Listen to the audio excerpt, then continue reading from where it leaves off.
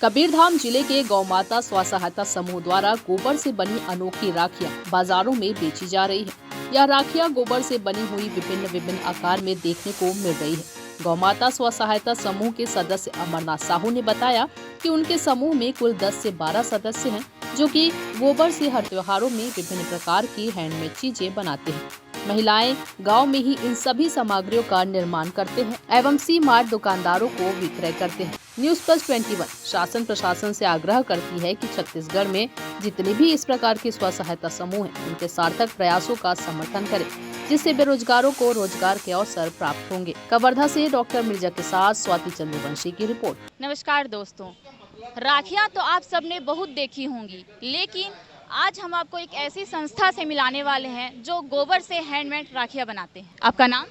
मेरा नाम अमरनाथ साहू है। मैं ग्राम सावतपुर का निवासी हूँ। अमरनाथ साहू जी, ये बताइए गोबर से हैंडमेड राखियां की प्रक्रिया क्या है और इसका उद्देश्य क्या है, और आपकी समूह के बारे में भी। ऐसा है कि गोबर को सरकार बहुत प्राथमिकता दे रही है और गोबर एक लक्ष्मी का रूप है। हमारे शास्त्रों में बताया है कि गोमय वस्ते लक्ष्मी, अर्थात गौ माता के गोबर में लक्ष्मी का वास है।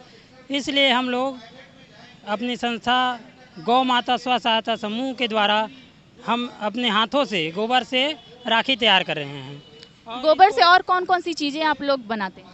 हम लोग गोबर से अनेक प्रकार की चीज़ बनाते हैं, जैसे कि दिवाली के लिए दिए, शुभ लाभ, लक्ष्मी गणेश और गमला है, अनेक प्रकार की बनाते हैं। अभी आपने ये राखियाँ कहाँ कहाँ विक्रित की है? अभी हम लोग सी मार्ट में दिए हैं। कबीरधाम का सी मार्ट है, वहाँ छोड़ के आए हैं और आगे इसको और हम दुकान में ले जा कर के मतलब दिखाएंगे और लोगों को इसके बारे में बताएंगे।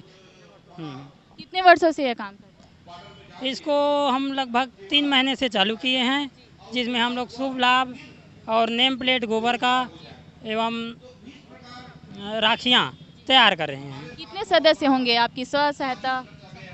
हमारे स्व सहायता समूह में 10 महिलाओं के समूह हैं जो इसमें प्रयास मतलब काम कर रही है।